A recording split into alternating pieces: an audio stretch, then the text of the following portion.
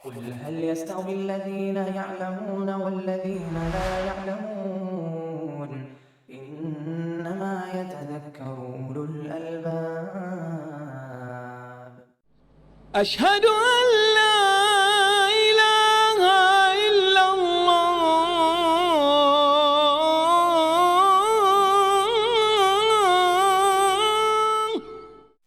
بسم الله الرحمن الرحيم. الحمد لله رب العالمين والعاقبة للمتقين ولا عدوان إلا على الظالمين. الصلاة والسلام على أشرف الأنبياء والمرسلين نبينا محمد وعلى آله وأصحابه أجمعين. أما بعد، فكتاب الجنائز. الحديث الأول عن أبي هريرة رضي الله عنه قال: نعى النبي صلى الله عليه وسلم النجاشي في اليوم الذي مات فيه، وخرج بهم إلى المصلى فصف بهم وكبر أربعة. متفق علیہ۔ کتاب الصلاۃ کا یہ آخری باب ہے کتاب الجنائز کے عنوان سے، اور جنائز کے مسائل بہت سے ہیں، مسائل کثیرہ متنوعہ، بہت سے اور مختلف مسائل ہیں، لیکن ہمارے سامنے جو زیر درس کتاب ہے عمدۃ الاحکام للامام المحدث عبد الغنی المقدسی رحمۃ اللہ علیہ، وہ مختصر کتاب ہے، چنانچہ یہ باب بھی چند حدیثوں پر مشتمل ہے۔ اکثر مسائل جن کی لوگوں کو ضرورت ہوتی ہے وہ اس میں بیان نہیں کیے گئے ہیں، تاہم جو حدیثیں اس کے اندر ہیں ان حدیثوں کو ہم پڑھیں گے اور ان سے مستنبط مسائل پر غور کریں گے۔ بقیہ جو چیزیں نہیں ہوں گی اور ہمارے سامعین اور ہمارے درس کے حاضرین جن مسائل کی ضرورت محسوس کریں گے انشاءاللہ وہ سوال کریں گے، پھر ان کو جواب سے نوازا جائے گا۔ جنائز، جیسا کہ ہم جانتے ہیں، جنازہ کی جمع ہے۔ اب اس کو دو طرح سے پڑھتے ہیں لوگ، جنازہ جیم کے فتحہ کے ساتھ اور جیم کے کسرہ کے ساتھ، جنازہ اور جنازہ۔ بعض اہل علم نے کہا یا بعض اہل لغت نے کہا کہ دونوں ایک ہی لفظ ہیں، دونوں ایک ہی معنی ہے، دونوں لفظ کا ایک ہی معنی ہے، فتحہ اور کسرہ سے کوئی معنی نہیں بدلتا۔ بعض حضرات نے کہا کہ بھائی جنازہ جیم کے فتحہ کے ساتھ میت کو کہتے ہیں جو شریر کے اوپر ہوتی ہے، جو تابوت کے اوپر رکھی جاتی ہے، جو کھاٹ کے اوپر رکھی جاتی ہے۔ الاعلی للاعلی فتح ہے، جو اوپر ہوتا ہے تو اوپر والے کو جنازہ کہو، یعنی میت کو، اور کسرہ نیچے ہوتا ہے زیر، تو جو شریر نیچے ہے یا تابوت نیچے ہے اس کو جنازہ کہو۔ تو گویا شریر اور تابوت کو جنازہ کہو اور جو اس کے اوپر میت رکھی ہوئی ہے اس کو جنازہ کہو۔ اور کچھ لوگوں نے کہا کہ میت پہ اگر تابوت پر اگر میت ہے تب تو جنازہ ہے، اور صرف اگر وہ خالی ہے تو جنازہ ہے، یعنی بالکل اس کا الٹا۔ بہرحال جنازہ ہو یا جنازہ ہو، میت ہو یا صرف شریر ہو جنازہ، یا جنازہ میت کے اوپر شریر ہو تو جنازہ ہے ورنہ جنازہ ہے، جو بھی ہو این کان، جنائز کے مسائل اس کے اندر بیان کیے گئے۔ عام طریقے سے محدثین اور فقہا کے یہاں جو ابواب آتے ہیں ان کے اندر پہلے میت کے تعلق سے عام طریقے سے آدمی بیمار پڑتا ہے، جو بیماری موت کا سبب بنتی ہے، تو بیماری اور آزاری کے تعلق سے باب آتے ہیں، پھر عیادت کی فضیلت آتی ہے، پھر اس کے بعد سکرات الموت کی حالت ہوتی ہے جس میں میت کو تلقین کی جاتی ہے کہ لا الہ الا اللہ پڑھو، توبہ استغفار کرو، کچھ وصیت ضروری کرنی ہے تو کر دو، کسی کا قرضہ ہے تمہارے ذمے تو قرض کا اقرار کر لو، وغیرہ۔ اور اس کے بعد پھر غسل کا بیان آتا ہے، پھر اس کے بعد تکفین کا مسئلہ ہے، کفن پہنانے کا، پھر تدفین کا مسئلہ ہے، اور پھر اس کے بعد تعزیت وغیرہ کے مسائل ہوتے ہیں۔ لیکن مؤلف رحمۃ اللہ علیہ نے، صاحب عمدۃ الاحکام نے، یہاں نماز جنازہ کا پہلے ذکر کر دیا، اور اس کی مناسبت ہے کہ چونکہ یہ کتاب الصلاۃ کے اندر کا یہ ایک کتاب ہے، ایک چیپٹر ہے، اسی لیے انہوں نے بقیہ مسائل کو تغسیل اور تکفین اور تدفین کے مسائل کو بعد میں ذکر کیا ہے، اور جو چیز بعد میں ہوتی تھی، نماز کفن پہنانے کے بعد ہوتی ہے، غسل اور کفن پہنانے کے بعد نماز ہوتی ہے، اس کو پہلے ذکر کیا تاکہ کتاب الصلاۃ سے مناسبت ہو، کیونکہ یہ کتاب الصلاۃ میں ہے، اسی لیے پہلے نماز کا ہی ذکر کیا ہے۔ تو دیکھیے پہلی حدیث ابو ہریرہ رضی اللہ عنہ سے روایت ہے، بخاری مسلم کی حدیث ہے۔ انہوں نے کہا کہ نعن نبی صلی اللہ علیہ وسلم النجاشی فی اليوم الذی مات فیہ، نبی صلی اللہ علیہ وسلم نے نجاشی کے موت کی خبر اسی دن دی صحابہ کرام کو جس دن اس کی موت واقع ہوئی۔ نئی کہتے ہیں موت کی خبر دینے کو، اور بعض روایتوں میں نئی سے منع کیا گیا ہے، نئی جاہلیت سے۔ تو صرف خبر دینا عزیز و اقارب کو، دوست احباب کو، اہل صلاح و تقوی کو، جن کی شرکت جنازے میں میت کے لیے مفید ہو سکتی ہے، ان کو خبر دینا۔ اور آج کل تو آسان ہے، موبائل کے ذریعے گروپ میں ڈال دیا، یا عزیز و قریب کو فون کر دیا گھر والوں نے، یا خاص دوستوں کو یا علماء کو فون کر دیا، منٹوں کے اندر کسی کے موت کی خبر عرب و عجم میں پھیل جاتی ہے، تو کوئی مسئلہ نہیں ہے۔ لیکن پہلے جاہلیت کے دور میں ایسا ہوتا تھا کہ آدمی قبیلہ قبیلہ، محلے محلے گھوم گھوم کر، اور شہر کے اطراف و اکناف میں جو بستیاں آباد ہوتی ان میں گھوم گھوم کر میت کی موت کا اعلان کرتا پھرتا بآواز بلند، اور اس میں کچھ میت کے مناقب اور محاسن کو بھی بیان کرتا، جیسا کہ آج کل بھی شہروں میں بہت سی مساجد میں ہوتا ہے، فلاں صاحب کی موت ہو گئی ہے، ان کے جنازے کی نماز فلاں وقت سے پڑھی جائے گی، مرحوم بڑے پابند سلام شریعت کے آدمی تھے، پابند صوم و صلات تھے، وغیرہ ذالک۔ اور کہیں کہیں تو رکشے پر مائک لگا کر کے اور اسپیکر کے ذریعے وہ پورے شہر کے اندر گھماتے، لا حول ولا قوت الا باللہ۔ تو مسجد کا مائک اور اس لیے نہیں ہے کہ اس سے موت کی خبر کا اعلان کیا جائے، وقت اور ٹائم آدمی موبائل کے ذریعے ایک دوسرے کو پہنچا دے، قریب و عزیز کو خبر کر دے، اور خاص کر کے جو اہل صلاح و تقویٰ ہے، جن کی شرکت متوقع ہے، ایسے لوگوں کو خبر کر دینے میں کوئی حرج نہیں ہے۔ تو مطلق خبر کرنا یہ ممنوع نہیں ہے، بلکہ جاہلیت کے طریقے پر ہو، اب آواز بلند ہو، اور ممبر سے ہو، اور بائک سے ہو، اور اس کے اندر کڑیلا نیم چڑھا کچھ اور خوبیاں اور محاسن بیان کر دیا جائے، تو بالکل نہ، یہ جاہلیت ہے جس سے ممانعت آئی۔ لیکن صرف مطلق خبر کرنا، عزیز و قریب کو موبائل کے ذریعے خبر کر دینا، یہ مطلوب ہے، اور اس میں میت کا فائدہ بھی ہے کہ اچھے لوگوں کی دعائیں مل جاتی ہیں۔ تو نبی صلی اللہ علیہ وسلم نے موت کی خبر دی صحابہ کرام کو، منبر پر تشریف فرما ہوئے، بہت پریشان تھے، اور آپ نے کہا کہ تمہارا بھائی حبشہ میں مر گیا ہے، نجاشی۔ اور اس میں دیکھیے نبی صلی اللہ علیہ وسلم کی نبوت کی علامتوں میں سے ایک بڑی علامت دیکھیے کہ کہاں حبشہ اور کہاں مدینہ، شاید مہینوں کا سفر ہو یا مہینے سے زیادہ کا سفر ہو، لیکن اللہ رب العالمین نے جس وقت یا جس دن ان کی موت ہوئی، وہی کے ذریعے حضرت محمد صلی اللہ علیہ وسلم کو نجاشی کے موت کی خبر دے دی۔ حبشہ کا یہ بادشاہ تھا، ہم سب جانتے ہیں کہ جب مسلمانوں پر عرصہ حیات تنگ کر دیا گیا، ان کا جینا دو بھر کر دیا گیا، تو نبی صلی اللہ علیہ وسلم نے صحابہ کرام سے کہا کہ ہجرت کر جاؤ، حبشہ چلے جاؤ، وہاں کا بادشاہ نصرانی ہے، عدل پسند ہے، اور وہ تمہیں وہاں پر امن اور پناہ دے گا۔ تو آپ نے بلاد کفر سے بلاد امن کی طرف ہجرت کر جانے کی صحابہ کرام کو حکم، بلاد کفر کی طرف ہجرت کر جانے کا حکم دیا۔ اور یہ ہجرت حبشہ دو مرتبہ ہوئی، تفصیل اپنی جگہ پر تاریخ کی کتابوں کے اندر ہے، سیرت کی کتابوں کے اندر ہے۔ اور پھر ادھر سے مشرکین نے بھی اپنا وقت بھیجا تحفہ طائف کے ساتھ، کہ نجاشی کو، جس کا نام تھا اصفہما، اصفہما الف صاد بڑی ہا ہے حقی، اصفہما نیم اور تائے تالیس گل کی تا،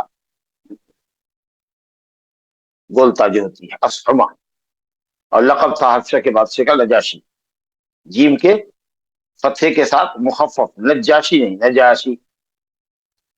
کہاں چلے گا؟ مشرکین نے اپنا وفد بھیجا، اس میں وفد کو بلایا مسلمانوں کی جو وہاں ہجرت کر کے گیا تھا، صورتحال دریافت کی.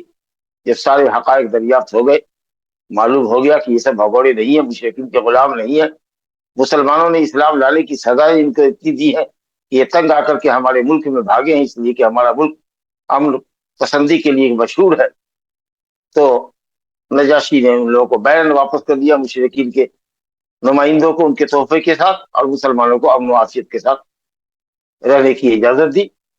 اور پھر حضرت عیسیٰ علیہ السلام کے متعلق اسلام کا جو نظریہ ہے اس کے متعلق پوچھا تو حضرت جعفر طیار ان کا لقب ہے کہ غزوہ موتہ میں ان کے دونوں بازو کاٹ دیے گئے تھے، تو آپ نے کہا کہ جعفر یطیر سے بے جناحی ہے کہ جلنا، اپنے دو پروں کے ذریعے جنت میں اڑ رہے ہیں. غزوہ موتہ میں کئی جاباز سپہ سالار آپ کے شہید کیے گئے تھے.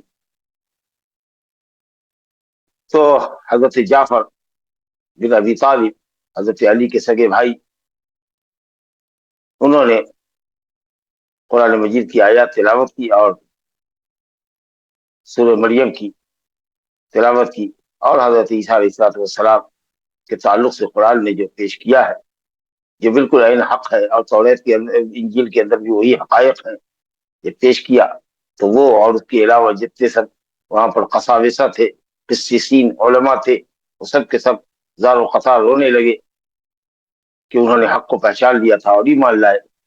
بہرحال بعد میں جب آپ صلی اللہ علیہ وسلم نے ہجرت مدینہ کی تو مسلمان ہجرت حبشہ سے واپس آ گئے مدینہ.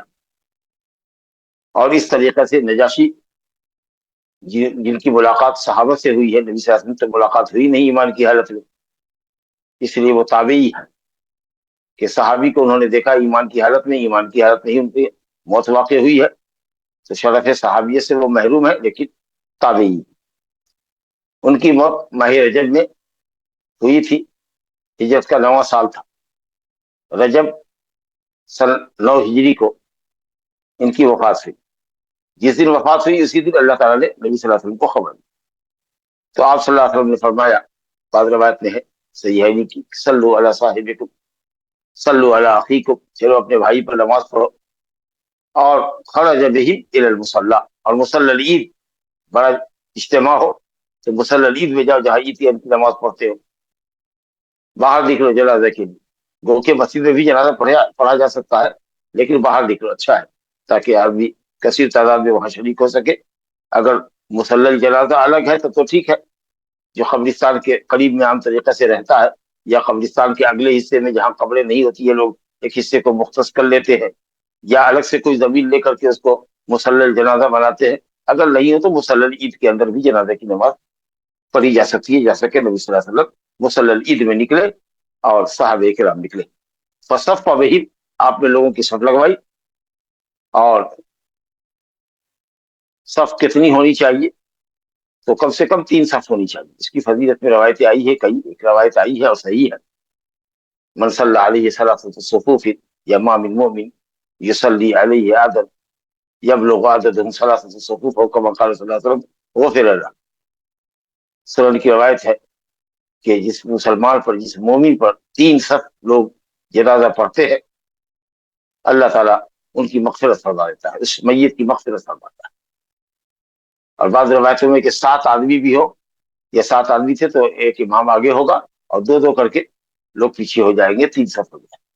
بعض روایتوں میں 40 کی قید ہے، تو اگر 40 ہو تو بھی 3 صفیں لگا دیجیے. 3 صف کے بعد کی کوئی ضرورت نہیں ہے کہ 5 ہو، 7 ہو، تاخی ہو، اور عدد ہو، ایسا کوئی ضروری نہیں ہے، لیکن 3 صف ہو. 3 صف کے آگے جتنی بھی صف ہو سکے.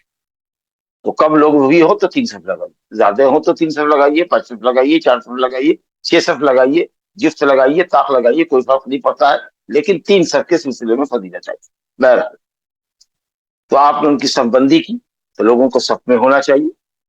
اور بعض اہل علم نے کہا کہ نمازوں کے طریقے سے سب کو سیدھی کرنا چاہیے، پاؤں کو پاؤں سے ملانا چاہیے تاکہ صفیں سیدھی ہو جائے. وقب بڑا اربان، اور آپ نے جنازہ پڑھا تو 4 تکبیرات کی جنازہ، 4 تکبیر کیے. اور ظاہر ہے کہ یہ آخری دور کا واقعہ سن 9 ہجری کا واقعہ ہے. اکثر جنازوں پر نبی صلی اللہ علیہ وسلم نے 4 مرتبہ ہی تکبیر کہی، لیکن آپ صلی اللہ علیہ وسلم سے 5 مرتبہ بھی ثابت ہے، 6، 7، 8 مرتبہ بھی ثابت ہے، 9 مرتبہ بھی ثابت ہے کہ جب آپ نے شہدائے احد کے اوپر جنازہ پڑھا اخیر میں تو آپ نے 9 تکبیرات کہی. تو اس طریقے سے تمام حدیثیں ثابت ہے، کوئی منسوخ نہیں ہے، لیکن اکثر اہل علم نے کہا ہے کہ 4 افضل ہے اور اس پر اکتفا کرنا چاہیے. لیکن بعض لوگ جو کہتے ہیں کہ 4 سے زیادہ تکبیر کی حدیث منسوخ ہے، دلیل نص ان کے پاس کچھ بھی نہیں، اور دعوی اجماع غلط.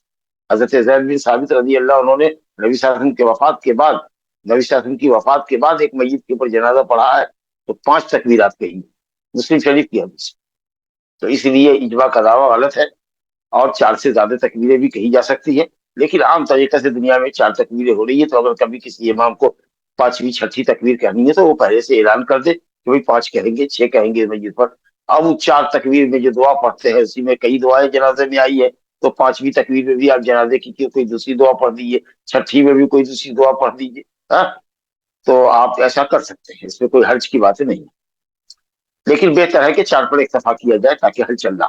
لیکن یہ کہنا کہ منسوخ ہے 4 سے زیادہ، یا یہ کہ 4 پر اجماع ہے اور 4 سے زیادہ تکبیر کہنے والے اجماع کے مخالف ہے، یہ دعویٰ بلا دلیل. تو آپ نے 4 تکبیریں پڑھی، تو آپ نے کئی حدیث سنی، اس حدیث سے کئی مسائل ثابت ہوئے کہ نبی صلی اللہ علیہ وسلم نے موت کی خبر دی ہے. تو مطلق خبر جو بغیر رفع صوت کے ہو، بغیر مکبر الصوت کے ہو، جاہلیت کے طریقے سے ہٹ کے ہو، موبائل وغیرہ کے ذریعے خبر کر دی جائے، وقت جنازہ، وقت نماز بتا دی جائے، کہاں نماز ہونی ہے، کتنے بجے نماز ہونی ہے، تو الحمدللہ اس میں کوئی حرج نہیں ہے، بلکہ مسجد کا فائدہ ہے. اور جنازہ مصلی جنازہ میں پڑھا جائے، مصلی عید میں پڑھا جائے، یہ افضل ہے.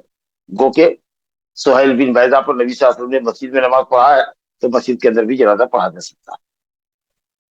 اور صف لگانی چاہیے، اور صف سیدھی کرنی چاہیے، اور کم سے کم 3 صف میں لوگوں کو تقسیم کر دینا چاہیے.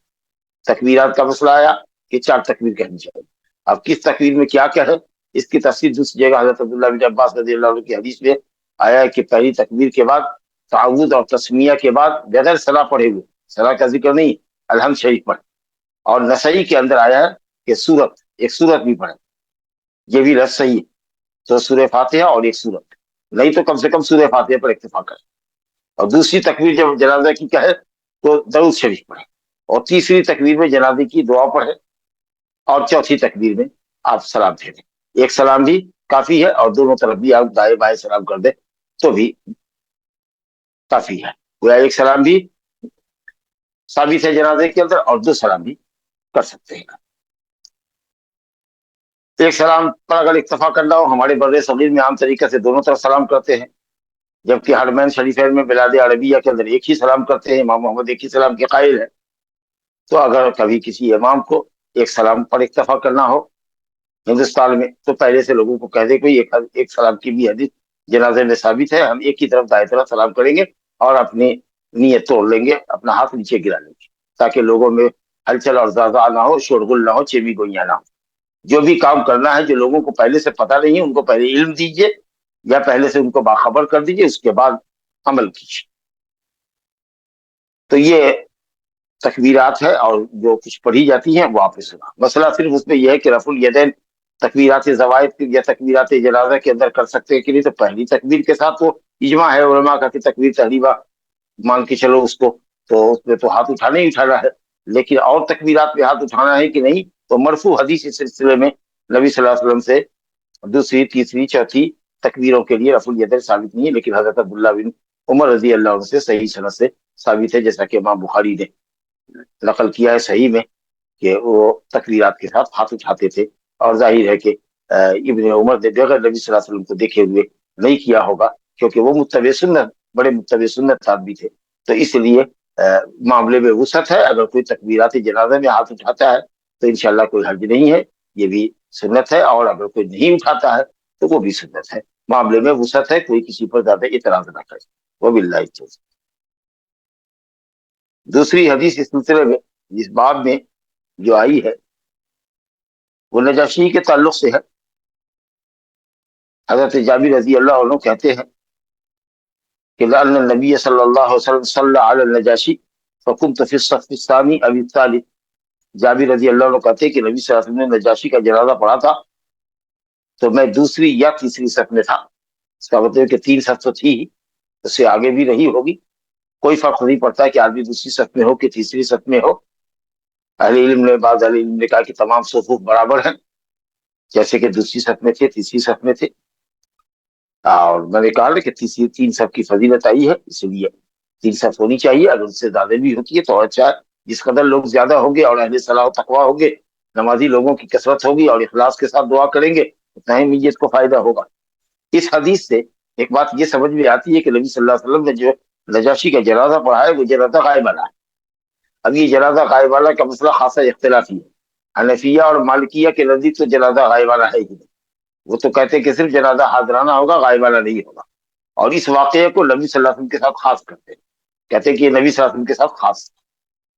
اور امام مالک رحمۃ اللہ علیہ سے قول نقل کیا جاتا ہے، جیسا کہ اہل بدعت بھی کہتے ہیں کہ مدینہ تک قبر کھود دی گئی تھی، حبشہ تک کی قبر آپ کے سامنے کھود دی گئی، نبی صلی اللہ علیہ وسلم کے سامنے آپ نجاشی کا جنازہ آپ دیکھ رہے ہیں، قبر آپ کے لیے کھول دی گئی ہے اور آپ پڑھ رہے ہیں۔ اللہ تعالیٰ قادر مطلق ہے، لیکن اگر ایسا ہوتا تو نبی صلی اللہ علیہ وسلم اس بات کو بیان کرتے، کیونکہ یہ بہت بڑا معجزہ ہے۔ تو خود مالکی علماء میں غالب علامہ ابن عبد البر یا قرطبی وغیرہ نے یہ کہا ہے کہ امام مالک رحمۃ اللہ علیہ نے جو بات یہ کہی ہے، اللہ پر کچھ بعید نہیں ہے، لیکن کوئی بھی بات بغیر ثبوت کے، بغیر دلیل کے اتنا بڑا دعویٰ نہیں کیا جا سکتا ہے کہ مدینے سے لے کر کے اور حبشہ میں نجاشی کی قبر تک کا راستہ آپ کے لیے کھول دیا گیا ہو اور وہ قبر میں پڑے رہے ہوں، مدفون رہے ہوں، اور آپ یہاں سے ان کا جنازہ حاضرانہ پڑھ رہے ہیں۔ یہ تعویل بالکل بعید تعویل ہے۔ بہرحال تو یہ لوگ کہتے ہیں، مالکیہ اور حنفیہ کہتے ہیں کہ جنازہ غائبانہ مشروع نہیں ہے، یہ صرف نبی صلی اللہ علیہ وسلم کے ساتھ خاص تھا۔ اب یہ شوافی اور حنابلہ کہتے ہیں اسی ایک واقعہ کو، جو ان کے مستند واقعہ ہے، اس کو دلیل بناتے ہوئے، اس سے استدلال کرتے ہوئے کہتے ہیں کہ جنازہ غائبانہ ہے۔ اب ہر کسر ناقص کا جنازہ غائبانہ پڑھنے کا بھی بر صغیر میں رواج ہے، خاص کے حوالے حدیثوں کے فلاں کی موت ہو گئی، فلاں کی موت ہو گئی، ہمیشہ موت کی خبریں آتی رہتی ہے، جنازہ غائبانہ، جنازہ غائبانہ، لیکن اب تو ذرا کم ہوا ہے۔ پہلے اخبار میں جنازہ غائبانہ کی درخواست کی جاتی تھی، اب کہا جاتا ہے دعائے مغفرت کی اپیل۔ اس کا مطلب یہ ہے کہ لوگ بہت حد تک سدھرے ہیں اور اب جنازہ غائبانہ کو اس قدر فروغ حاصل نہیں ہے جتنا کہ ہے، لیکن بعض جگہ لوگ اب بھی متشدد، جس کی بھی خبر آئی اس کا جنازہ پڑھتے ہیں، تو یہ ایک واقعہ کو دلیل بناتے ہیں۔ حالانکہ اس کے علاوہ تاریخ اسلام میں کوئی اور واقعہ ثابت نہیں ہے کہ نبی صلی اللہ علیہ وسلم نے ان کا جنازہ غائبانہ پڑھا ہو، آپ سفر میں رہے ہوں، غزوے میں رہے ہوں اور کوئی مدینے میں مڑا ہو آپ کے غائبانہ میں، تو آپ جب تشریف لائے ہوں تو جنازہ غائبانہ آپ نے پڑھا، قبر پر آپ نے جنازہ پڑھا ہے جا کر کے، لیکن جنازہ غائبانہ پڑھا ہو مسجد کے اندر مصلی عید میں، ایسا نبی صلی اللہ علیہ وسلم سے ثابت نہیں ہے۔ یا آپ مدینے میں رہے ہو، آپ کے صحابہ مکے میں مرے ہوں یا کہیں اور سفر میں مرے ہوں، اور اس کی خبر اگر آپ کو ملی ہو، چاہے جب بھی ملی ہو، ہفتہ عشرہ مہینے کے بعد آپ نے جنازہ پڑھا، ایسا کوئی ثبوت نہیں، صرف ایک یہی واقعہ ہے۔ تو امام ابن تیمیہ رحمۃ اللہ علیہ نے فرمایا، اور امام ابو داؤد اور دوسرے بھی بہت سارے علماء محققین اس بات کی طرف گئے ہیں، شیخ البانی رحمۃ اللہ علیہ گئے، شیخ ابن عثیمین وغیرہ گئے، کہ جس کا جنازہ حاضرانہ نہیں پڑھا گیا ہو، بغیر جنازے کے دفنا دیا گیا ہو، جیسا کہ نجاشی کے جنازہ حاضرانہ پڑھنے کا ثبوت کسی حدیث میں نہیں، اور تمام مسلمان جو وہاں تھے وہ سب آ گئے تھے، اس لیے قرین قیاس یہ ہے ثابت نہیں ہے، تو غالب گمان یہ ہے کہ نجاشی کو بغیر جنازے کے دفنایا گیا۔ اس لیے امام ابو داؤد نے باب باندھا ہے کہ ایسا آدمی جو مرے فی بلاد الکفر الذی مات فی بلاد الکفر، جو بلاد کفر میں مرے، اس کا جنازہ غائبانہ پڑھنا چاہیے، کیونکہ اس کا جنازہ حاضرانہ نہیں پڑھا گیا۔ تو یہ معاملہ ہے، کیونکہ اگر جناب نجاشی کا جنازہ پڑھا جاتا تو نقل ہوتا، جب نقل نہیں ہے اس کا مطلب کہ جنازہ ان کا غائبانہ نہیں پڑھا گیا، تو جس کا جنازہ حاضرانہ نہیں پڑھا گیا ہو، آپ جنازہ غائبانہ پڑھ سکتے ہیں۔ حادثاتی موت ہوئی، ٹرین کرش کر گئی، ٹرین ندی میں گر گئی یا ہوائی جہاز کرش کر گیا، اب اس کے اندر بہت سارے مسلمان بھی رہے ہوں، چیترے ان کے ہو گئے، پتہ نہیں لاشوں کا کیا ہوا، چلیے بھائی ان مسلمانوں کی نیت سے ہم جنازہ غائبانہ پڑھ لیتے ہیں، ٹھیک ہے آپ پڑھ سکتے ہیں، لیکن جس کا حاضرانہ سینکڑوں ہزاروں آدمی نے مل کر کے پڑھایا دفنایا گیا، پھر خبر آ رہی ہے تو آپ اس کا جنازہ پڑھ، تو یہ تفصیل اگر کی جائے تو بہتر ہے، جیسا کہ امام احمد رحمۃ اللہ علیہ بھی اپنے ایک قول میں کہتے ہیں، اور امام ابن تیمیہ نے اس قول کو پسند کیا ہے، اور وہ نمائندے ہیں اس قول کے، شیخ البانی رحمۃ اللہ علیہ، شیخ ابن عثیمین وغیرہ اور محققین علماء اسی قول کی طرف گئے۔ اور بعض لوگوں نے یہ کہا، یہ بھی شیخ اسلامی کا قول ہے، کہ اگر کسی کا بڑا احسان ہو اسلام پر، مسلمانوں پر، جیسا کہ نجاشی کا تھا کہ مسلمانوں کو اس نے پناہ دیا اور اسلام کی اس نے نصرت و حمایت کی ہے، تو اگر اس طرح کا آدمی ہو، کوئی ملک عادل ہو، انصاف پرور بادشاہ ہو، ریت کا خیر خواہ ہو، کوئی بڑا عالم ہو جس کی دینی دعوتی بڑی خدمات ہے تو چلو بھائی ان کا جنازہ پڑھ دیتے ہیں، اور عام آدمی ہے تو اس کا جنازہ نہیں پڑھنا چاہیے۔ تو یہ بھی ایک اچھا سا قول ہے کہ نجاشی جیسا کوئی کارنامہ کر کے اگر جاتا ہے یا دین کے لیے اس کی بڑی خدمات ہے تو الحمدللہ آپ نجاشی کے واقعے پر قیاس کرتے ہوئے ان کا جنازہ پڑھ سکتے ہیں، ادروائز ہر کسی کا جنازہ نہیں پڑھنا چاہیے۔ اور یہ بات دلیل سے بھی مطابقت رکھتی ہے اور عقل و نقل سے بھی مطابقت رکھتی ہے، کیونکہ اتنے لوگ نبی صلی اللہ علیہ وسلم کی زندگی میں وفات پائے ہیں، لیکن آپ صلی اللہ علیہ وسلم سے سوائے نجاشی کے ایک جنازے کی کوئی دوسرے شخص کا جنازہ غائبانہ ثابت نہیں ہے۔ اس لیے جس کا نہیں پڑھا گیا ہے حاضرانہ اس کا غائبانہ پڑھ لیجیے، یا پھر یہ ہے کہ آدمی ذی حیثیت ہو، یعنی دینی اعتبار سے اس کا مقام عالی اور عرفہ ہو اور اس کی دینی میں بڑی خدمات ہوں تو انشاءاللہ تعالیٰ اس کا جنازہ پڑھا جا سکتا ہے۔ تیسری حدیث دیکھیے، عن عبد الله بن عباس رضی اللہ عنہما ان النبی صلی اللہ علیہ وسلم صلی علی قبر بعدما دفن فکبر علیہ اربعہ۔ یہ بھی بخاری مسلم کی روایت ہے، اور امام بخاری نے کئی جگہ مختلف الفاظ کے ساتھ اس حدیث کو ذکر کیا ہے۔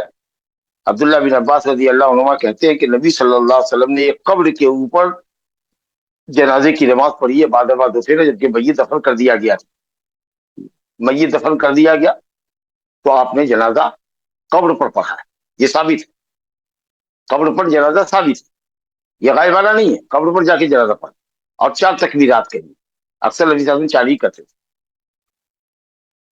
نبی صلی اللہ علیہ وسلم بڑے کریم الخلق تھے، اعلیٰ اخلاق کے مالک تھے، اخلاق حسنہ کہ اعلیٰ درجے پر اللہ نے آپ کو فائز کیا تھا، آپ امت کا کیا احوال دریافت کرتے رہتے تھے، دیکھتے تھے کہ کون ہے کون نہیں ہے۔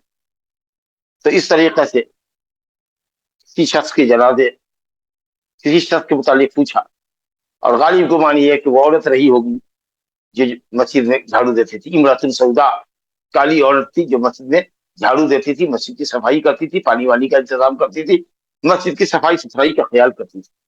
لوگوں نے اس کے معاملے کو حقیقی سمجھا، کہہ دیا عورت کالی کلوٹھی تو ہے، اور کون اتنی بڑی یہ ہے وہ کہ اس کی موت کے متعلق نبی صلی اللہ علیہ وسلم کو خبر کرے، اور شاید رات میں انتقال ہوا ہوگا تو آپ کو زحمت دینا صحابہ نے پسند نہیں کیا، جا کر کے دفن کر دیا۔ جب دیکھا کہ صاحب وہ عورت نظر نہیں آ رہی ہے، 1-2 دن گزرا ہوگا، پوچھا ہوگا بھائی وہ عورت نظر نہیں آ رہی، کہا وہ تو مر گئی، 2 دن پہلے مر گئی، 1 دن پہلے مر گئی، مثال دے رہے ہیں سمجھانے کے لیے۔ تو کہا تو لوگوں نے خبر دی کیا مجھ کو، چلو مجھ کو دلونی علی قبر ہے، اس کی قبر کو دکھاؤ، کہاں ہے اس کی قبر، اور آپ نے اہتمام کیا اور جا کر کے اس کی قبر پر جنازہ پڑھایا، اور آپ نے یہ بھی فرمایا کہ قبر تاریک تھی، اسی وجہ سے تاریک رہی ہوگی، اللہ بہتر جانے، اللہ نے میری نماز کی برکت سے اس کی قبر کے اندھیرے کو دور کر دیا اور قبر کو منور کر دیا۔ اللہ، بعض روایت میں آتا ہے کہ کوئی شخص تھا، ممکن ہے کہ وہ شخص بھی کوئی رہا ہوگا تو مسجد کی صفائی ستھرائی اور دیکھ ریکھ کا کام کرتا رہا ہوگا، لیکن اہل علم نے کہا کہ غالب بات یہ ہے کہ وہ عورت تھی، امرأۃ سودا۔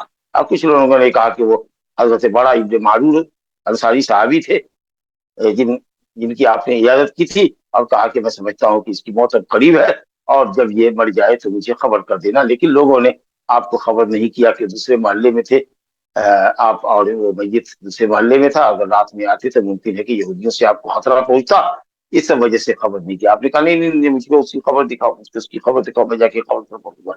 تو کوئی بھی شخص رہا ہو، بہرحال آپ نے قبر کے اوپر جنازہ پڑھا ہے بعد ما دفن، دفن کے بعد۔ اب فقہا میں اختلاف ہے کہ کتنے دن تک کرنا چاہیے، کہا کہ جب تک کہ لاش بوسیدہ نہ ہو، تو اب کسی نے کہا کہ 3 دن، اور کسی نے کہا کہ صاحب 1 مہینے تک، کسی نے کہا کہ جب تک قبر تازہ ہو تب تک، اور بعضوں نے کہا کہ ہمیشہ، جیسے کہ وہ شہدائے احد پر نبی کریم صلی اللہ علیہ وسلم نے 8 سالوں کے بعد 8 سالوں کے بعد گویا کہ موت سے پہلے آپ نے جنازہ پڑھا ہے، گویا کہ کأنہ مودع للأحیاء والاموات، جیسے کہ زندوں کو الوداع کہہ رہے ہیں، آپ مردوں کو بھی الوداع کہہ رہے ہیں۔ کچھ لوگوں نے کہا کہ دعا کیا، لیکن حدیث ہے صلی اللہ علیہ شہدائے احد، بات سمانی سنوات، 8 سالوں کے بعد نبی صلی اللہ علیہ وسلم نے جنازہ پڑھا، تو اس سے کسی نے کہا کہ ہمیشہ پڑھ سکتے ہیں، بہرحال لیکن جو مشہور قول ہے اہل علم کا وہ یہی ہے کہ جب تک قبر تازہ ہو نہیں ہو، 1 مہینے کے اندر میں اس کو پڑھنا چاہیے۔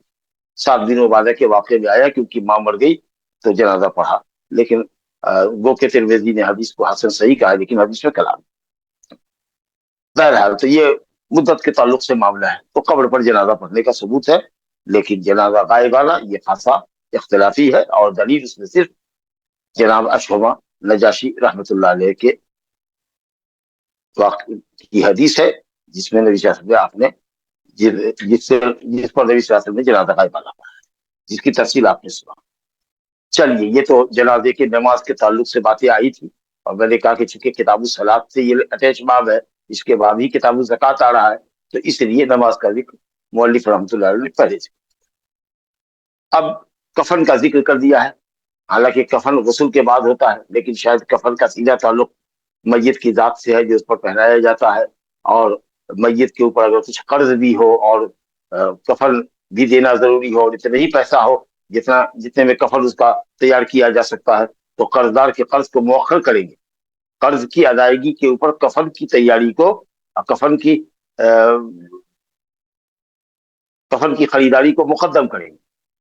تو شاید اس وجہ سے کفن کا باب پہلے لے کر کے آئے ہیں، کفن کی حدیث لے کر کے آئے ہیں، اس کے بعد غسل کا ذکر کیا ہے انہوں نے۔ بہرحال جو بھی مطابقت اور مناسبت رہی ہے، جو بظاہر سمجھ میں آ رہی ہے، اس کو میں نے ذکر کیا ہے۔ تو چوتھی حدیث دیکھیے، حضرت عائشہ رضی اللہ عنہا سے ہے کہ ان رسول اللہ صلی اللہ علیہ وسلم کفن فی ثلاثۃ اثواب بیض یمانیۃ لیس فیہا قمیص ولا امامہ، اور بعض روایت میں فی ثلاثۃ اثواب بیض یمانیۃ سہولیۃ، رسول اللہ صلی اللہ علیہ وسلم کو کفن دیا گیا، یا آپ کفنائے گئے تین کپڑوں میں، تین کپڑوں کے اندر، وہ تینوں کے تینوں سفید تھے، بیض یمانیہ، یمن کی طرف نسبت ہے، یمن کے تھے، اور سہولیہ یہ بھی کہتے ہیں صاف کپڑے کو، سفید کپڑے کو، وائٹ کپڑے کو، جو روئی سے دھاگے سے تیار کیا گیا، کاٹن سے، کاٹن کے سفید کپڑے میں، تین کپڑوں میں آپ دفنائے گئے۔ اب بعضوں نے کہا کہ سہول نام کی ایک بستی ہے یمن میں، وہاں وہ کپڑا تیار کیا جاتا تھا، اس لیے اس کی طرف نسبت کر کے سہولیہ کہا گیا، یمانیہ سہولیہ، ثلاثۃ اسواب بیض سہولیۃ، یمن کے مقام سہول کا بنا ہوا سوتی سفید کپڑا، تین کپڑے میں آپ دفنائے گئے۔ لیس فیہا قمیص ولا امامہ، اس میں کوئی قمیص نہیں تھا، جسم کے اعتبار سے سلا گیا یا کاٹا ہوا کپڑا نہیں تھا، اور نہ اس پر امامہ تھا، گویا کیا تھا، تینوں کے تینوں لفافہ تھا، تینوں کی تینوں چادریں تھیں، تہبطہ تینوں چادروں کو ڈال دیا گیا تھا اور اس کے اوپر لٹایا گیا۔ پہلے بائیں طرف سے چادر کو لپیٹیے اور پیٹھ کے نیچے لے آئیے میت کے، پھر داہنے طرف بائیں طرف کا جو کپڑے کا حصہ ہے اس کو ٹان کر کے لائیے، دائیں طرف کر دیجیے، گرہ لگا دیجیے۔ اسی طریقے سے تینوں چادروں کو لپیٹ دیجیے، سر کے اوپر باندھ دیجیے، بیچ میں باندھ دیجیے، پاؤں کے پاس باندھ دیجیے، یا اگر لفافہ کی شکل بنا دیا ہے، سل دیا ہے، اس کے اندر ڈال دیا ہے، تو ویسا کر کے کر لیجیے کہ سر کی طرف سے سلا ہوا ہے، اور جیسے کہ لفافہ ہوتا ہے نا، تین طرف سے سلا ہوا ہوتا ہے، ایک طرف سے کھلا ہوا ہوتا ہے، اس کے اندر ڈالا اور پھر دھاگے سے اس کو کاٹ دیا یا باندھ دیا، جو شکل بھی ہو، یا تین ایسے ہی چادر جیسے بیڈ شیٹ ہوتی ہے اس کے سائز کے حساب سے 1.5 ہاتھ لمبی چادر لے کہ آسانی سے وہ دونوں طرف سے بائیں سے دائیں اور دائیں سے بائیں موڑا جا سکے، ساتر ہو، پورے جسم کو ڈھکے سر سے لے کر کے پاؤں تک، اور باریک نہ ہو تاکہ بے پردگی نہ ہو یا جسم نہ جھلکے، اور سوتی ہو، نیا ہو تو افضل ہے۔ حضرت ابو بکر صدیق نے لوگوں سے کہا تھا اپنے رشتے دار گھر والوں سے کہ مجھے میرے کپڑوں ہی میں دفن کر دینا، لیکن بہتر ہے نبی صلی اللہ علیہ وسلم 3 نئے چادروں کے اندر دفن کیے گئے ہیں، اور آپ نے کہا کہ کفنوا احسنوا الکفن، احسن الکفن، اپنے بھائی کی کفن اچھی کرو، جس معیار کا کپڑا پہنتا تھا اسی معیار کا دینا چاہیے، بہت زیادہ بغالات کفن میں نہیں کرنی چاہیے، لیکن یہ ہے کہ صاف ستھرا سوتی کپڑا دے اس کو کفنا، تو بہتر ہے کہ نیا ہو اور سفید ہو، وہ سفید کپڑا سب کپڑوں کا راجا ہے، سب سے اچھا کلر ہے، تب جا کے فرمایا کہ احسن الثياب البيض، تمہارے کپڑوں میں سب سے اچھا کپڑا سفید ہے، اور کفن فیہ موتاکم، اپنے مردوں کو بھی اس میں کفن دو، سفید کپڑا کفن دو۔ تو 3 یہ چادریں ہی تھی، کرتا نہیں ہے، ازار نہیں ہے، 3 چادروں میں لپیٹے۔ عورتوں کے تعلق سے ایک حدیث آتی ہے لیلہ بنت قائف الثقفیہ کی، جس میں 5 کپڑے کا ذکر ہے، لیکن حدیث کمزور ہے، اس لیے شیخ البانی اور دوسرے علماء کہتے ہیں کہ ان کے لیے وہی 3 کپڑا کافی ہے، لیکن جمہور علماء کہتے ہیں کہ 5 کپڑا ہو۔ 5 कपड़ा होना चाहिए, एक इजार दे दीजिए, एक ओढ़नी दे दीजिए और 2 चादर दे दीजिए। इसी तरीके से एक आध जो है सो सीना बंद दे दीजिए, सीने से लेकर के और हिप तक, जानू तक का एक टुकड़ा होना चाहिए, जिसके अंदर बदन को बांध दिया जाए, सख्ती के साथ खींच करके कपड़े को टांग करके बांध दिया जाए, ताकि जिस ऊपरी जिस्म और नीचे का जो हिप का जो हिस्सा है वो अगर भारी हो तो वो बैठ जाए और वो बच जाए, ताकि ले जाने में और ताबूत से या खाट से कब्र में उतार दे के अंदर बेसतरी ना हो। तो इस तरीके से कहते हैं कि इजार हो, कुछ लोगों ने कहा कि इजार हो, 2 कमीज हो, इजार हो 2 कमीज पहनाई जाए, 2 लिफाफा पहनाए। कुछ लोगों ने कहा कि इजार हो, 1 कमीज हो, 2 लिफाफा हो, 1 ओढ़नी है जिससे सर वगैरह को ढका जाए, वो खुलाना चाहिए। और किसी ने कहा कि 1 इजार हो, 1 कमीज हो, 1 ओढ़नी हो, 1 सीना बंद हो और 1 लिफाफा हो। बहरहाल, लेकिन चूंकि तफसील और 5 कपड़ों के सिलसिले में अकवाल तो है फुक़हा किताबीन वगैरह की, लेकिन सही हदीस 5 कपड़ों के सिलसिले में नहीं आई है। इसलिए बेहतर यह है कि वो 3 लंबी चादरों के अंदर जैसे मर्द को कफनाते हैं उसी तरीके से औरत को कफनाना चाहिए। वल्लाहु आलम।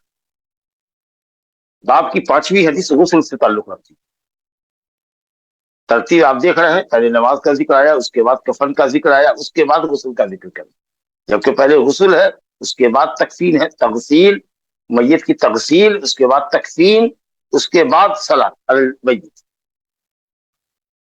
चलिए बहरहाल ये गुस्ल के ताल्लुक से हदीस देखिए।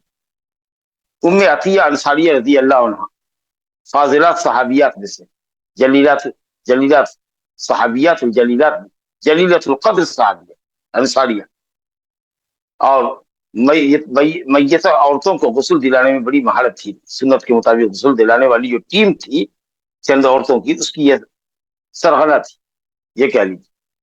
उसमें सबसे ज्यादा काबिल और गुस्ल दिलाने वाली ये खातून थी। उम्मे अतिया अंसारिया कहती हैं, दखल अलैना रसूलुल्लाह सल्लल्लाहु अलैहि वसल्लम, नबी सल्लल्लाहु अलैहि वसल्लम हमारे पास तशरीफ लाए जबकि आपकी बेटी का इंतकाल हो गया था। गालिबन वो ज़ैनब रज़ी अल्लाह अन्हा है। ज़ैनब रज़ी अल्लाह अन्हा का इंतकाल सन 8 हिजरी में हुआ है।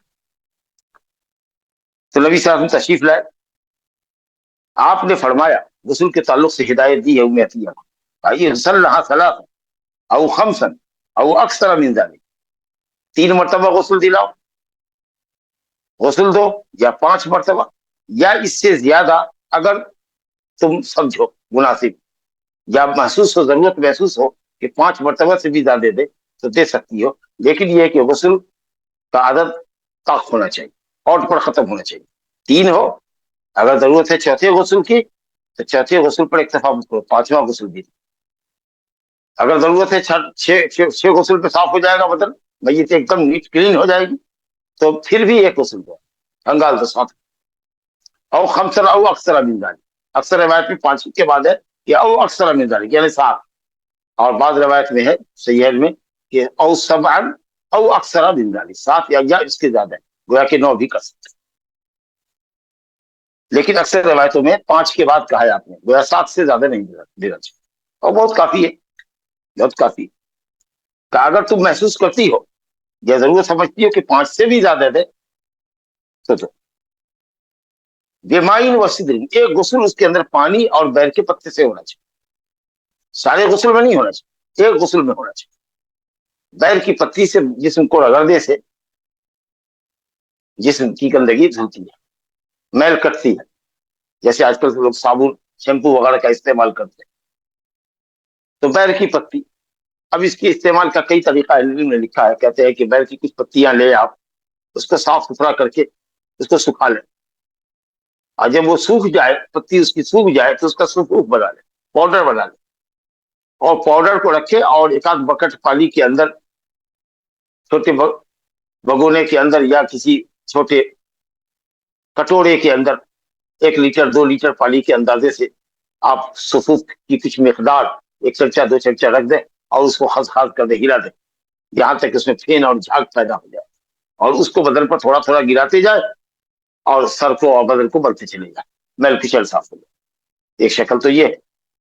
دوسری شکل بعض لوگوں نے کہا کہ صاحب تھوڑا پانی گرم کرے اور گرم پانی کے اندر ہرے پتے کو صاف ستھرا کر کے اس کو ڈالے اور خاص کرے، اس کو ہلائے ہاتھ سے انگلیوں سے یہاں تک کہ اس کے اندر جھاگ پیدا ہو۔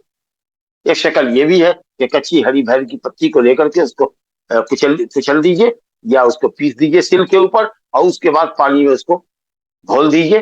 پاک چیز کے ملنے سے انشاءاللہ تعالیٰ پانی آپ کا ناپاک نہیں ہوگا، اور پھر یہ ایک غسل کے اندر ہے، پھر دوسرے غسل تیسرے غسل سے وہ دھل جائے گا۔ اگر کوئی اس کو استعمال نہ کرے، چاہے صابن وغیرہ استعمال کر لے، شیمپو کر لے تو بھی ٹھیک ہے، لیکن بیکٹیریل چیز ہے، یہ بیکٹیریا کو مارنے والی چیز ہے بیل کی پتی، اور یہ اس سے جسم کے اندر کچھ سلامت اور سختی بھی آتی ہے، قدرتی فوائد ہے اس کے اندر۔ تو اس لیے اگر بیل کی پتی کا استعمال آج بھی کیا جائے، ایک دفعہ صابن لگا دیا جائے کوئی حرج نہیں ہے، ایک دفعہ کے غسل میں بیل کی پتی کے جھاگ سے اگر غسل دلا دیا جائے تو بھی کوئی حرج نہیں ہے۔ جب 3 مرتبہ غسل ہے، 5 مرتبہ غسل ہے تو کوئی حرج کی بات نہیں، آپ جو چاہیں کر لیں، صرف پانی اور بیل کی پتی کو استعمال کرے یا اس کی جگہ صابن استعمال کر لے، آپ کی مرضی۔ اور کہا جو آخری غسل ہو، 5واں غسل ہو یا 7واں غسل ہو، تو اس مرتبہ آخری مرتبہ کے غسل کے اندر کافور ملا دے گی، 2-4 پڑیا، 2-4 پیکٹ کافور کی اس کے اندر اس کو صفوف بنا کر کے اس کو انگلی سے بھی چٹکی سے بھی مسلے سے وہ صفوف بن جاتا ہے، ڈال دے، اور اس کے بعد آہستہ آہستہ اس کے بدن کے اوپر پانی ڈال دے۔ اس سے یہ ہوگا کہ جسم کے اندر سلامت آ جاتی ہے اور جسم کے اندر خوشبو پیدا ہوتی ہے۔ کافور خوشبودار چیز ہے، جسم کے اندر سلامت پختگی بھی آ جاتی ہے، جلدی مٹی کھاتی نہیں ہے، کئی دنوں تک وہ لاش رہ سکتی ہے تر و تازہ، اور کیڑے مکوڑے بھی بدن میں بہت جلدی نہیں لگتے ہیں اس کی اسمیل سے، کافور کے اسمیل سے کیڑے مکوڑے دور رہتے ہیں۔ تو کہا کہ آخری غسل کے اندر کافور ڈالو یا تھوڑا کافور ڈالو کہا، یا کہا کہ تھوڑا کافور ڈالو۔ فَإِذَا فَرَغْتُمْ، جب 7 مرتبہ یا 5 مرتبہ جو بھی ہو غسل سے فارغ ہو جاؤ، تو کپڑا پہنانے سے پہلے، کفن پہنانے سے پہلے مجھے خبر کرو۔ فَإِذَا فَرَغْتُمْ فَأَذِنَّنِي فَآذِنَّنِي فَإِذَا فَرَغْتُمْ فَآذِنَّنِي، جب غسل دلا کر تم لوگ فارغ ہو جاؤ، گویا کہ عورتوں کی جماعت غسل دلا رہی، صرف اکیلے امیتی ہے نہیں۔ فَآذِنَّنِي، تو مجھے اے عالمنی، مجھے باخبر کرو کہ غسل ہو چکا ہے۔ چنانچہ کہتی ہے فلما فرغنا آذناہ، جب ہم فارغ ہو گئے تو آپ کو خبر دیا کہ غسل ہو گیا۔ تو نبی صلی اللہ علیہ وسلم نے فاعطانا حقوہ یا حقوہ، ایک فتح کے ساتھ یا کسرہ کے ساتھ، حقوہ ازار آپ نے دیا۔ حقوہ اصل میں کمر کو کہتے ہیں، جہاں ازار باندھی جاتی ہے یعنی کمر، لیکن مراد ہے یہاں ازار۔ تو جو ازار، جو لنگی ازار آپ نے پہن رکھی تھی، وہ آپ نے نکال کے دیا برکت کے لیے، آپ کے جسم کی برکت۔ یہ نبی صلی اللہ علیہ وسلم کے ساتھ ہی خاص ہے کہ آپ کا اتارا ہوا کپڑا برکت، آپ کا پسینہ برکت، آپ کی ذات بابرکت، آپ کا لعاب دہن بابرکت۔ اس کے علاوہ کسی کی ذات ایسی نہیں ہے جس کے ساتھ یہ معاملہ۔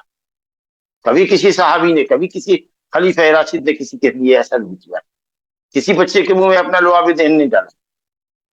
جی، تو یہ صرف خصوصیت نبی صلی اللہ علیہ وسلم کے ساتھ تھی کہ آپ ظاہراً و باطناً پاک تھے، اور آپ کی فضیلت ظاہراً و باطناً مسلم تھی۔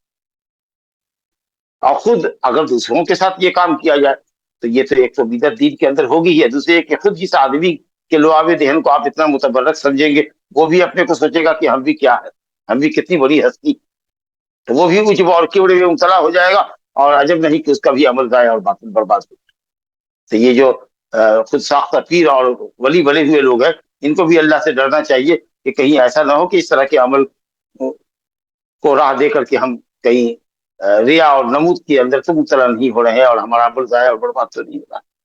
ایک تو اصلاً یہ عمل ہی ثابت نہیں ہے۔ اگر اس طرح کا تبرک کا معاملہ ہوتا اور اس کا بازار گرم ہوتا تو صحابہ کرام خلفائے راشدین سے زیادہ تبرک میں تھے، سادات الاولیاء تھے وہ، سید الاولیاء تو حضرت ابوبکر صدیق تھے، لیکن کبھی اس طرح کا کوئی معاملہ ثابت نہیں۔ بہرحال تو سلفیوں کا عقیدہ اور منہج یہی ہے کہ یہ جو تبرک والی بات تھی وہ صرف نبی صلی اللہ علیہ وسلم کے ساتھ تھی۔ آپ نے اپنی چادر، جو آپ کا ازار تھا، آپ کی لنگی تھی، آپ نے اس کو نکال کر کے دیا، کہا کہ اس کو جسم سے لگا کر باندھ دو۔ اشیر نہائیہ، شعار، جسم سے لگا کر کے، جہاں بال روئے ہوتے ہیں جسم کے اندر، یہ گویا کہ نیچے ہو۔ تو جو کپڑا جو نیچے ہوتا ہے، انڈر ویئر ہمارا ہے، یہ جو بنیان پہنے ہوئے ہیں یا جو کچھ اور نیچے ہے جو جسم سے ڈائریکٹ لگا ہوا ہے، اس کو شعار کہتے ہیں۔ اس کے اوپر جو کپڑا پہنتے ہیں، کپڑے کے اوپر جو کپڑا پہنتے ہیں، اس کو دسار کہتے ہیں۔ چادر جو آپ اوڑھتے ہیں وہ دسار، کمبل جو اوڑھتے ہیں، لحاف جو اوڑھتے ہیں، اور جسم سے لگا ہوا جو کپڑا آپ کا ہے وہ آپ کا شعار ہے جو آپ کے شعر سے چمڑے سے بال سے لگا ہوا ہے. تو کہا کہ اس کو بدن سے لگا کر کے باندھ دو ازار کو. لا الہ الا اللہ. اور اس کے بعد کفنا دوسرے کفن ڈالو. بعض روایت میں کہا تھا کہ بعض روایت کے اندر ہے بخاری شریف مسلم شریف کے اندر ہے او سبعن، یعنی یہ غسل نہ غسل دلاؤ 3 مرتبہ یا 5 مرتبہ یا 7 مرتبہ. اب غسل کیسے دلانا ہے؟ 2 لفظ کے اندر اشارہ کر دیا. کہا ابدأنا بمیامنها ومواضع الوضوء منها، داہنے سے غسل دلانا ہے اور خاص کر کے داہنے طرف یا جسم کے اندر جو اعضائے وضو ہیں ان کو مقدم کرنا ہے. تو میں ذرا مختصر یہ بتاؤں کہ کیسے غسل دلانا ہے. مرد کو مرد غسل دلا، قریبی رشتہ دار اس کے بیٹا بھتیجا داماد بھائی. اگر وہ اویلیبل نہیں ہو تو اجنبی بھی دے سکتا ہے، لیکن آدمی امانت دار ہو، آدمی امانت دار ہو اور اس سے پہلے وہ غسل دلانے کا مسنون اور شرعی طریقہ جانتا ہو اور امانت دار ہوتا کہ اگر جسم کے اندر کوئی عیب نظر آئے تو اس کو دوسرے سے وہ بیان نہ کرے. محاسن دیکھے تو بیان کرے، لیکن معائب دیکھے، مساوی دیکھے، جسم کے اندر کوئی داغ عیب دیکھے اس کو بیان نہ کرے، کیونکہ اہل وحید کا تکلیف ہو. کون جانے موت کے وقت اس کا جسم کیسا ہو. بہرحال تو ذرا سا اس کو ایسا کرے کہ صاحب کپڑے سے مجرد خالی کیجیے، صرف وہ سطر پوشی کے لیے جو کپڑا نیچے ادار ہے اس کا وہ رہنا چاہیے، اوپر کا کپڑا نکال دیجیے. انگوٹھی وغیرہ جو پہنے ہوا اس کو نکال دیجیے. عورتیں ہیں تو جو اس کے ناک کان کے جو بندے ہیں سونے وغیرہ کی جو زیورات ہے ان سب کو نکال دیجیے. ایون اگر مصنوعی پاؤں لگا ہوا تھا، مصنوعی ہاتھ لگا ہوا تھا جس کو آسانی سے آپ نکال سکتے تھے، اس سب کو بھی نکال دیجیے. اگر دانت کے اندر خول پہنا ہوا ہے سونے کا اس کو بھی نکال سکتے، تھوڑی تکلیف سے بھی تو نکال دیجیے. لیکن اگر بڑی کٹ پھٹ جائے گی تو مت کیجیے. یہ سب جو ایکسٹرا چیزیں ہیں جس کے اوپر ہے، صرف شرمگاہ کے اوپر کپڑا رہنا چاہیے، نیچے کا کمر کے نیچے کا کپڑا رہنے دیجیے. اور اس کے بعد تھوڑا سا اس کو سرہانے کو اٹھائیے. جس چارپائی پر آپ کو غسل دلانا ہے، جس تختے پر غسل دلانا ہے اس کو ذرا تھوڑا سا سرہانے کی طرف سے اٹھائیے. اور ایک آدمی ایسے انگوٹھا اس کے سر میں لگا کر کے پیٹھ کے اوپر اس پہ ایسے کھڑا کرے گا، تھوڑا سا اس کو جسم کے اوپری حصے کو ذرا سا ایسا کرے اور پیٹ کے اوپر ہاتھ سہلائے تاکہ اگر پیٹ میں کچھ گندگی ہو، مواد ہو، لیٹرین وغیرہ ہو تو وہ نکل جائے. پیرو وغیرہ کو دبائے، لوور ایبڈومن کو، تاکہ پیشاب وغیرہ اگر کچھ نکلنا ہے تو وہ سب نکل. اگر نکلتا ہے تو کپڑا لپیٹ کر کے شرمگاہ کو اس کے صاف کر. اب اس کے بعد جب غلاظت صاف ہو گئی، محل نجاست صاف ہو گیا، جو گندگی نکلی تھی اس پر جلدی سے پانی بہایا جائے اور پانی کو باہر نکال دیا جائے تاکہ وہاں بدبو نہ پھیلے، غسل دلانے والے کو تکلیف نہ ہو. اب اس کے بعد اس کو رکھیے باقاعدہ نماز کے وضو کی طریقے سے وضو کرائیے، ہاتھ دھلائیے. کلی اور ناک میں پانی ڈالنے کا مسئلہ ہے کہ اس کو مت کیجیے، تاکہ ایسا نہ ہو کہ کلی کرنے میں حلق کے نیچے پانی چلا جائے تو بعد میں وہ پانی باہر نکل آئے اور کفن گیلا ہو جائے. تو اس لیے کلی ناک میں پانی نہیں ڈالنا، سیدھے چہرہ دھو دیجیے.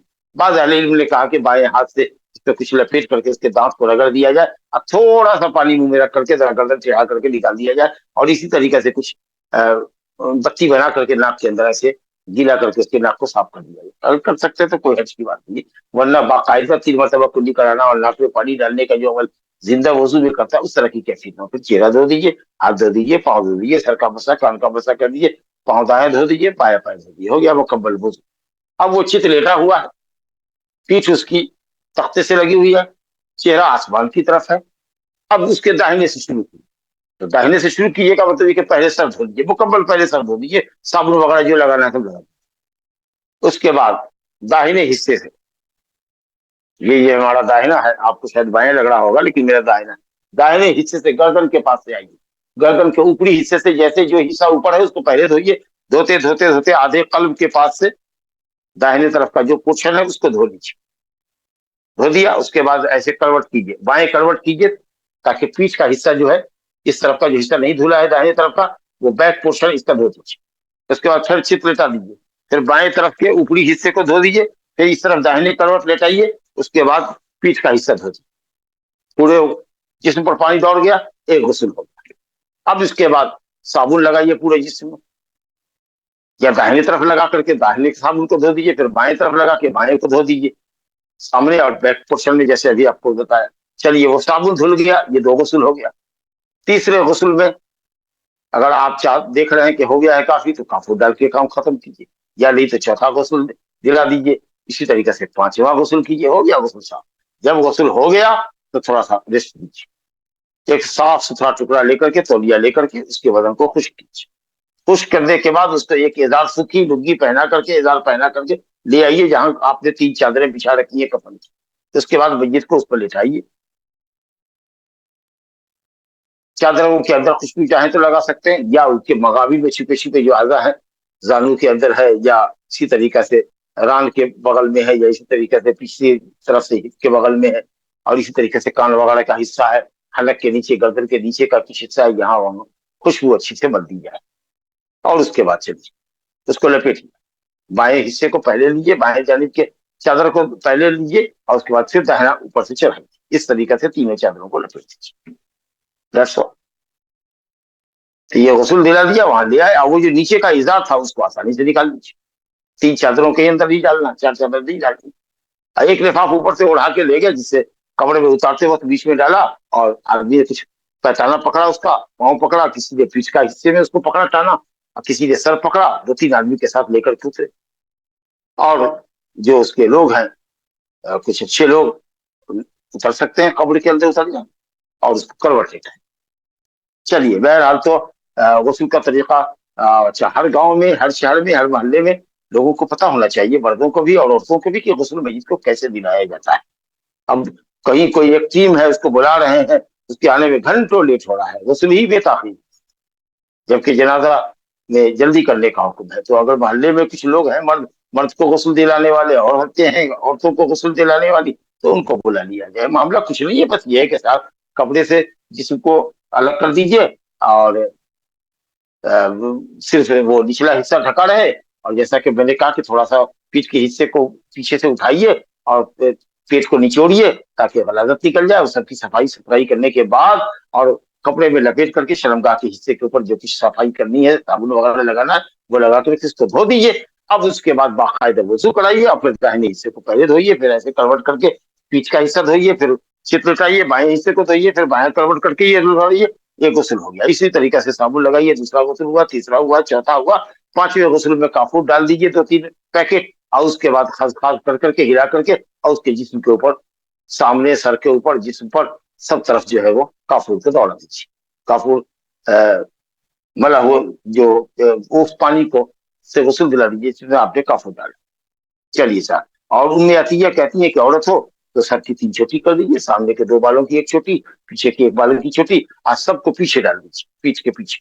तो चोटियां इन्होंने किया है। जाहिर है कि नबी सल्लल्लाहु अलैहि वसल्लम का जमाना है, तब ये हनफिया कहते हैं कि नहीं, कुछ बाल पीछे होने चाहिए, कुछ बाल ऐसे मुंह पर डाल दीजिए, चोटियां बनानी नहीं है। जबकि उम्मे अतिया अंसारिया जो गस्सालतुन निसा है, और नबी सल्लल्लाहु अलैहि वसल्लम को गुस्ल का तरीका सिखाया है, वो कह रही है कि वजअलना रअसहा सलासत कुरूनी, हमने हजरत ज़ैनब रज़ी अल्लाह अन्हा को, जो नबी सल्लल्लाहु अलैहि वसल्लम की बड़ी दफ्तर थी, उनको जब गुस्ल दिलाया तो हमने उनके सर की 3 चोटियां कर दी। एक हदीस और पढ़ते हैं, वो भी गुस्ल दिलाने ही के ताल्लुक से है। मर्द को मर्द गुस्ल दिलाए, ये तो औरत के ताल्लुक से था, ये मर्द के गुस्ल दिलाने के ताल्लुक से है।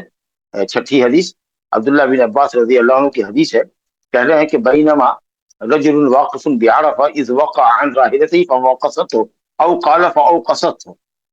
कहते हैं कि हम लोग, एक शख्स हज्जतुल वदा में अरफा में वाकिफ था, वाकिफुन बिअरफ़ा, अरफा में ठहरा हुआ था।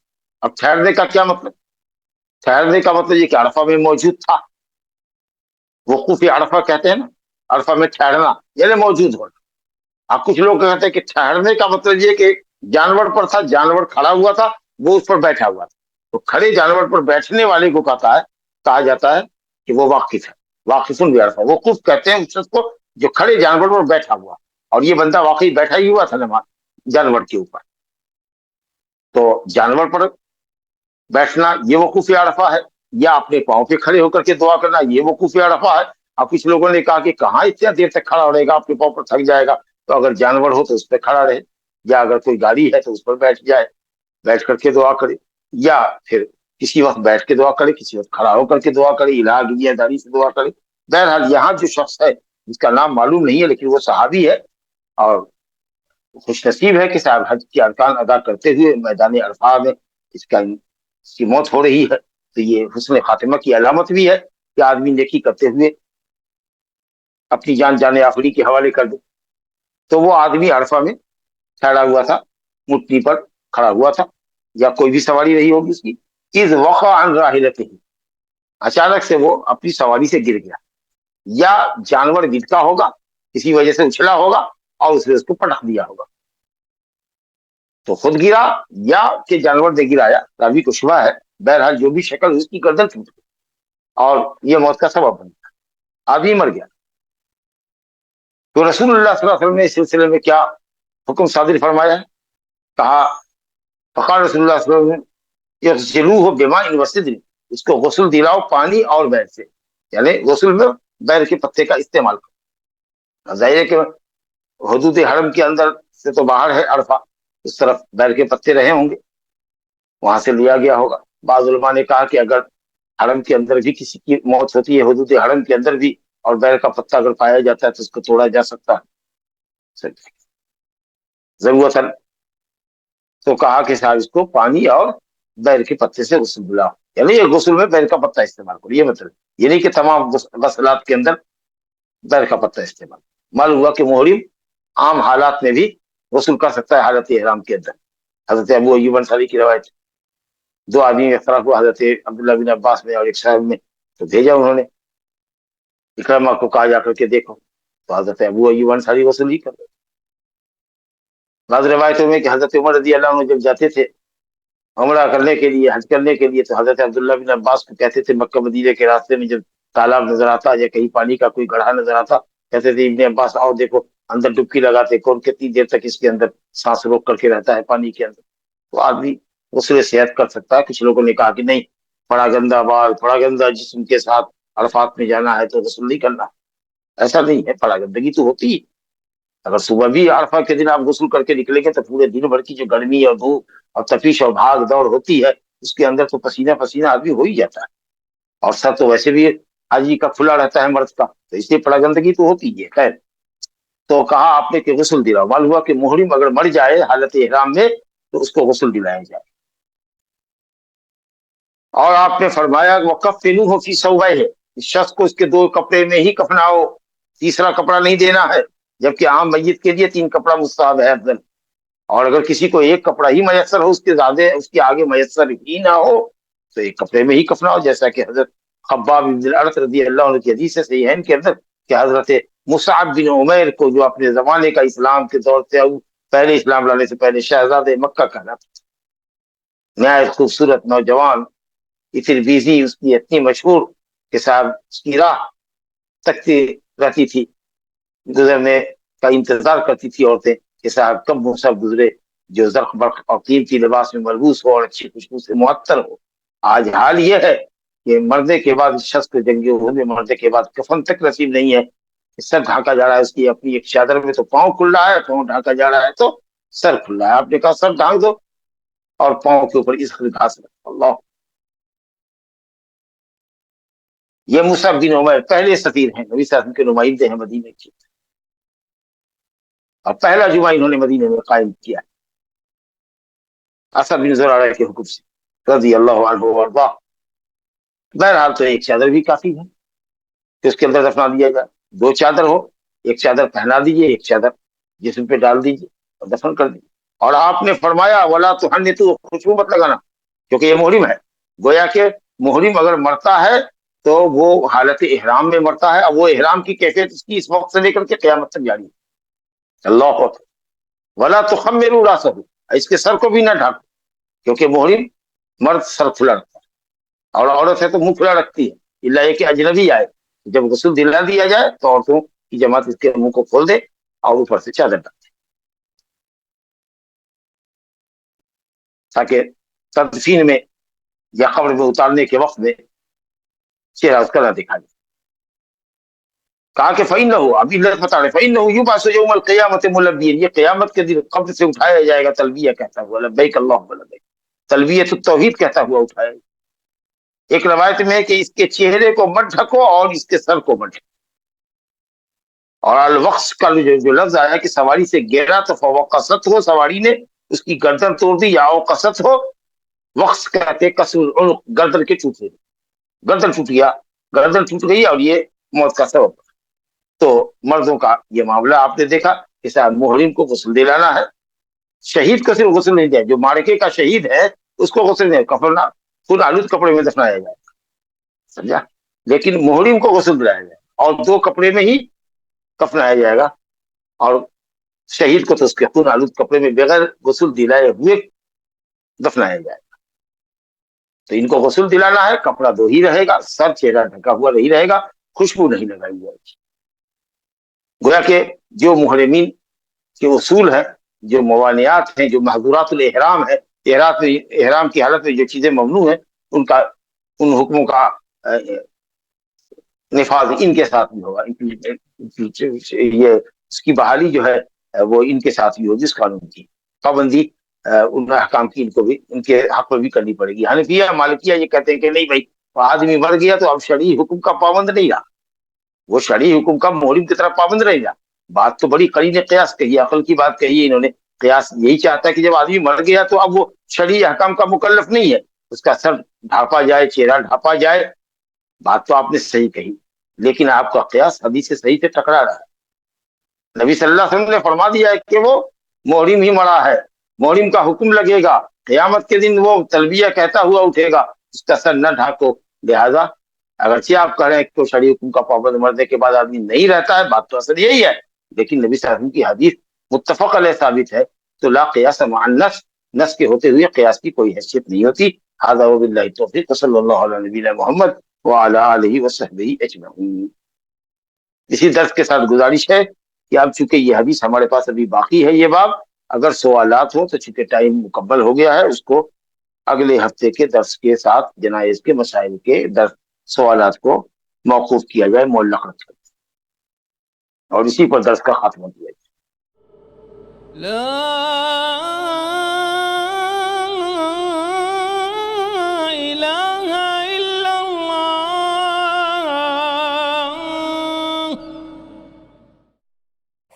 قل هل يستوي الذين يعلمون